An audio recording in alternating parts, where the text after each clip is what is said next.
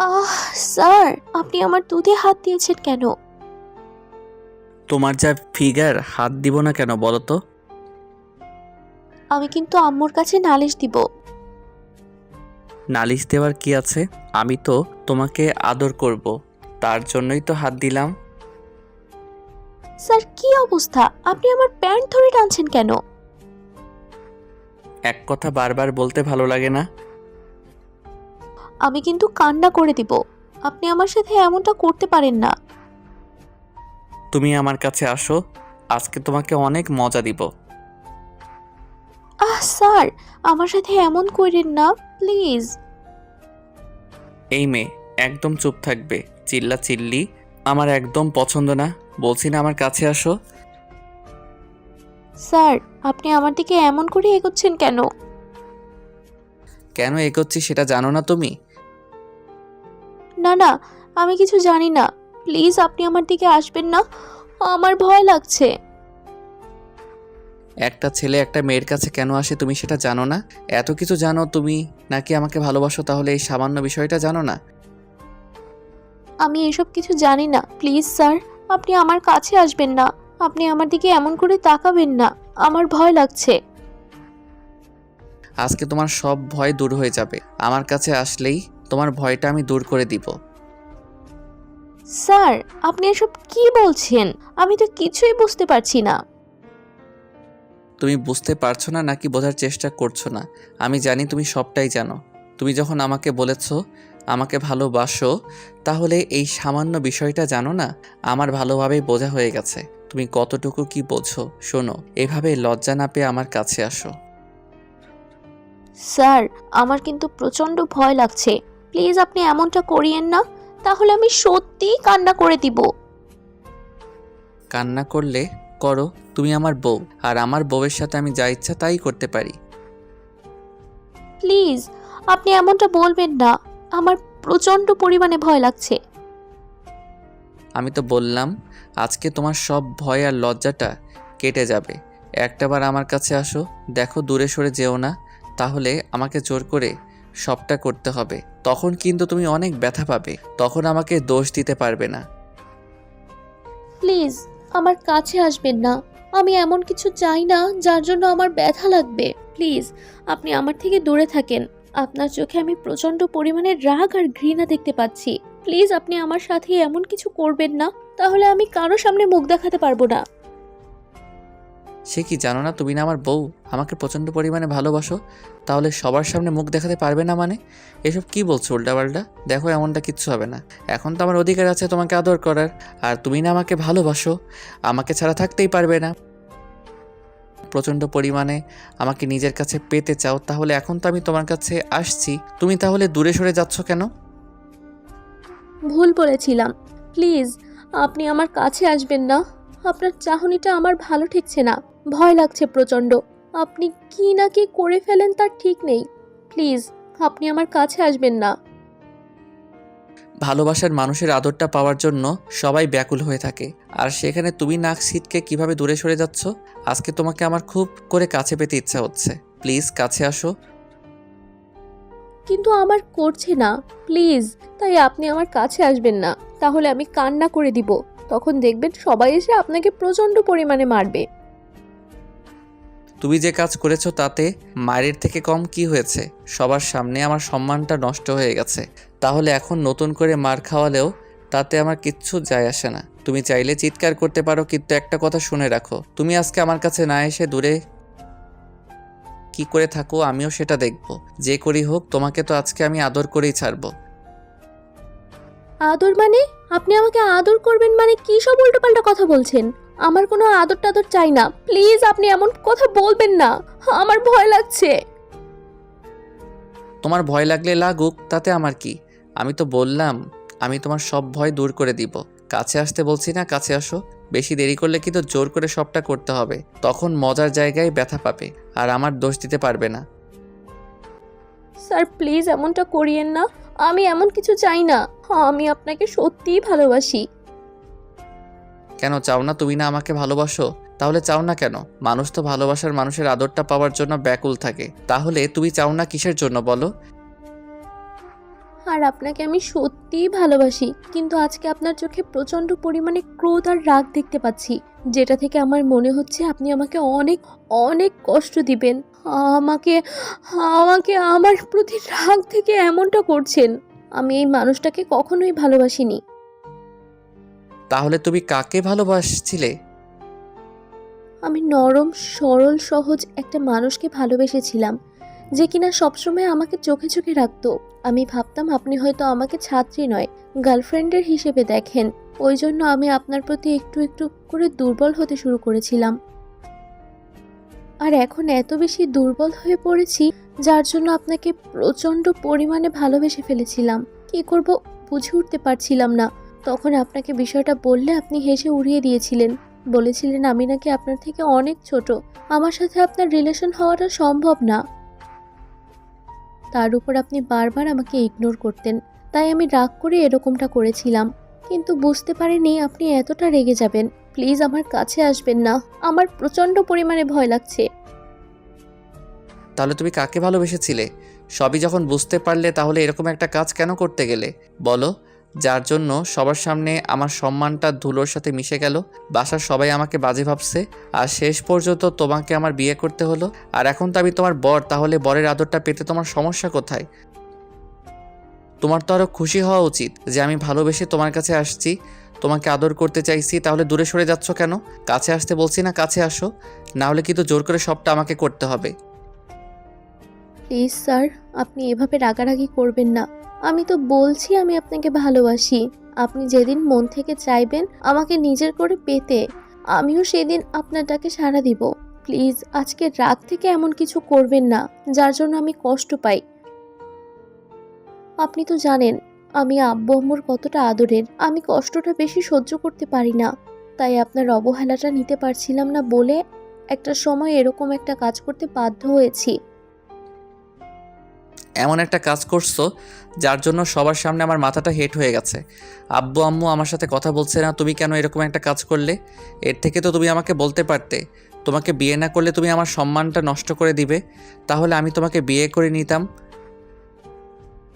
তারপরে নাটক করার কোনো দরকার ছিল না। আমি ভুল করেছি, প্লিজ তার জন্য আমাকে এত বড় শাস্তি দিবেন না। আমি বুঝতে পারছি আপনি রাগ থেকে আমার কাছে আসতে চাইছেন, কিন্তু দেখেন আমি তো বললাম আপনি যখন ভালোবেসে আমাকে নিজের করে পেতে চাইবেন আমি তখন আপনার ডাকে সাড়া দিব। প্লিজ আপনি আমার কাছে আসবেন না। রাগ করেই হোক আর যেভাবেই হোক, আমি আজকে মন থেকে তোমাকে কাছে চাই।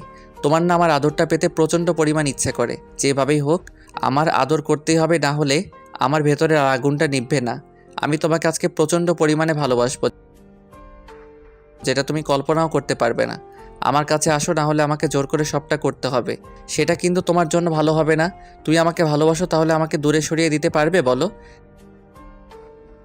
প্লিজ আপনি এমনটা করবেন না।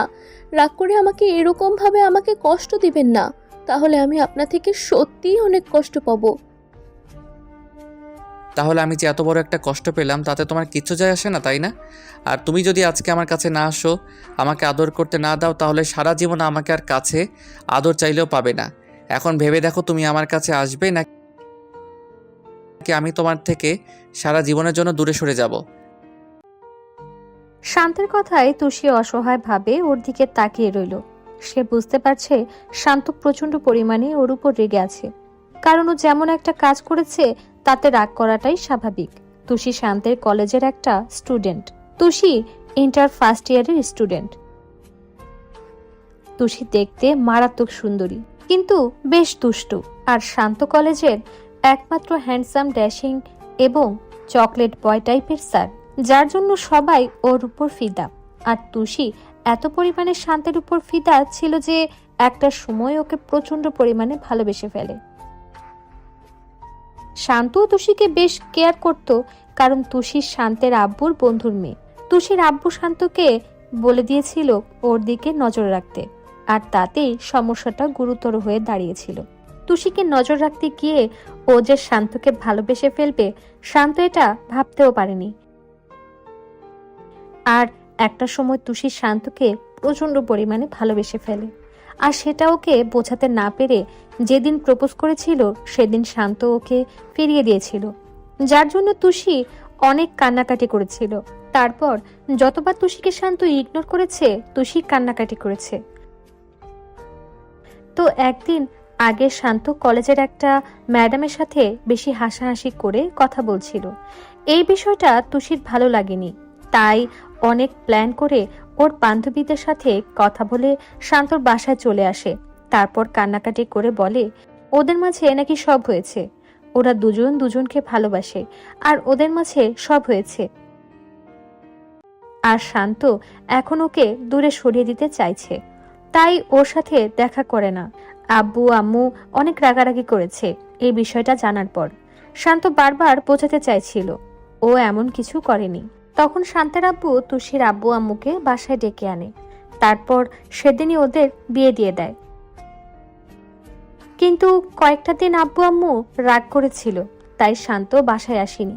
তুষি শান্তের জন্য কান্নাকাটি করলে আব্বু ওকে বাসায় আসতে বলে। আর আজকে ওদের ফুলসজ্জার রাত ছিল। শান্ত রুমে আসার পর তুষি ওকে সালাম করতে গেলে শান্ত ওকে উঠিয়ে নেয়, তারপর ওর সাথে সিন ক্রিয়েট করে। তারপর তুষি ওকে ভালোবাসি কথাটা বললে যেটা হলো সেটা তো আপনারা জানতেই পারলেন। শান্ত ভেবেছিল তুষি ওকে কতটা ভালোবাসে সেটা প্রমাণ হয়ে যাবে, তাই ওর সাথে এরকম একটা নাটক করেছিল। শান্ত বুঝতে পেরেছে তুষি ওকে প্রচন্ড পরিমাণে ভালোবাসে, আর ছোট মানুষ এরকম একটা ভুল করেছে। কিন্তু রাগ থেকে এরকম ভাবে ওর সাথে কথা বলেছিল। তুষি চুপ করে আছে, তাই শান্ত ওর দিকে এগিয়ে আসলো। তারপর ওর একটা হাত ধরে হ্যাচকা টান দিয়ে তুষিকে নিজের বুকের উপর এনে ফেললো। সাথে সাথে তুষি অনেকটা ভয় পেয়ে যায় আর চোখ জোড়া বন্ধ করে নেয়। শান্ত ওর কোমর জড়িয়ে ধরে নিজের সাথে মিলিয়ে নেয়। শান্তের কর্মকাণ্ডে তুষি ভয় কাঁপতে শুরু করেছে। তুষির গোলাপের পাপড়ির মতো ঠোঁট জোড়া অনবরত কাঁপছে, যেটা শান্তকে বারবার ওর কাছে টানছে। শান্ত আর দেরি না করে তুষির ঠোঁট জোড়া নিজের দখলে করে নিল। সাথে সাথে তুষি কেমন যেন ঠান্ডা হয়ে গেল আর দুই হাতে শক্ত করে শান্তের শার্টটা খামচে ধরল। এই প্রথমবার কোনো পুরুষের স্পর্শ তুষির শরীরে পড়েছে, যার জন্য ওর মধ্যে এক প্রকার কারেন্ট বয়ে গেছে। শান্ত পাগলের মতো তুষির ঠোঁট জোড়া চুষে যাচ্ছে। একটা সময় তুষিও শান্তের সাথে রেসপন্স দিতে শুরু করেছে। তখন শান্ত ওর ঠোঁট জোড়া ছেড়ে দিয়ে ওর ঘাড়ে, গলায় আর সারা বুকে কিস করতে থাকে, যার জন্য তুষি এক প্রকার পাগল হয়ে উঠেছিল। তুষি প্রথমে ভেবেছিল শান্ত ওকে শাস্তি দিবে, কিন্তু না, এটা তো পুরো রোমান্টিক শাস্তি, যার জন্য তুষি ওকে একটুও বাধা দিচ্ছিল না, আরো ওকে নিজের সাথে মিশিয়ে নেওয়ার চেষ্টা করছিল। একটা সময় শান্ত তুষির গলায় আলতো করে কামড় বসিয়ে দেয়। সাথে সাথে ও বলে, কি করছেন? প্লিজ এভাবে কষ্ট দিয়েন না। শান্ত তুষিকে ছেড়ে দিল, তারপর বলতে লাগলো, সামান্য আদরটুকু নিতে পারো না? একটা লাভ বাইট দিয়েছি তাতেই তোমার ব্যথা লাগছে? তাহলে আমি কত কষ্ট পেয়েছি যখন সবার সামনে এরকম একটা কথা বলেছো। আচ্ছা, তুমি যখন চাও না তাহলে আমি আর তোমাকে স্পর্শ করব না। তুমি আমাকে বোঝার চেষ্টাই করোনি, আর তুমি নাকি বলো তুমি আমাকে ভালোবাসো। শান্ত তুষির থেকে দূরে যেতে গেলে তুষি ওর বুকে ঝাঁপিয়ে পড়ে, শক্ত করে জড়িয়ে ধরে কান্না করে দিয়ে বলতে লাগলো, আমি অনেক বড় ভুল করেছি, তার জন্য আপনি যত পারেন আমাকে শাস্তি দেন, আমি সবটা মাথা পেতে নেব। তারপরও আমাকে এভাবে দূরে সরিয়ে দিয়েন না। প্লিজ আমাকে একটু আদর করেন। আপনার স্পর্শগুলো আমার কাছে পৃথিবীর সবচেয়ে বেস্ট আর সর্বোচ্চ সুখের লাগছে। প্লিজ আমাকে এভাবে দূরে সরিয়ে দিয়েন না, একটু আদর করেন আমাকে। আমি সবটা সহ্য করে নেব, তাও আপনাকে দূরে রাখার মতো কাজটা করতে পারবো না। প্লিজ আমাকে একটু আদর করেন। তুমি যেটা করেছো তারপর তোমার কোনো কথাই শোনা উচিত না। আমি তো তোমাকে আদর করতে চাইছিলাম, কিন্তু তুমি আমার আদরটা নিতে পারবে না, তাই তোমাকে দূরে সরিয়ে দিয়েছি। আজকে থেকে আমি তোমাকে আর স্পর্শ করব না। আমি তো তোমাকে ভালোবাসি, কাছে এসেছিলাম আর তুমি সেটা বুঝতে পারলে না। তুমি আমাকে বোঝার চেষ্টাই করোনি, শুধু বলো তুমি নাকি আমাকে ভালোবাসো, কিন্তু আমি কি চাই, আমার মনটা কি চাই, তুমি সেটা একটাবারও বোঝার চেষ্টা করো না। আমি এখন থেকে সব চেষ্টা করব নিজের সবটা দিয়ে আপনাকে ভালোবাসবো। তাও প্লিজ আমাকে দূরে সরিয়ে দিয়েন না, একটু আদর করে দেন আমাকে। আমি থাকতে পারছি না, আপনার স্পর্শগুলো পেয়ে নিজেকে পাগল পাগল লাগছে। মনে হচ্ছে আপনার ভালোবাসাটা এখন এই মুহূর্তে না পেলে আমি মরে যাব। প্লিজ আমাকে দূরে সরিয়ে দিয়েন না, আপনি যেভাবে খুশি আমাকে আদর করে দেন। আমি কিছু মনে করব না, সব কষ্ট আমি সহ্য করে নেব, তাও শুধু আপনার ভালোবাসাটা আমার চাই। প্লিজ আমাকে একটু আদর করে দেন। তুষি ফুপিয়ে কান্না করে উঠল। শান্ত ওর উপর রাগ করে থাকতে পারল না, কারণ আব্বু আম্মু ওকে অনেক বুঝিয়েছে। আর শান্ত আব্বু আম্মুর সাথে কথা বলেছে, ওনাদের পায়ে পড়ে কান্নাকাটি করে বলেছে ও এমনটা করেনি, তুষি ওকে পাওয়ার জন্য এমনটা করেছে।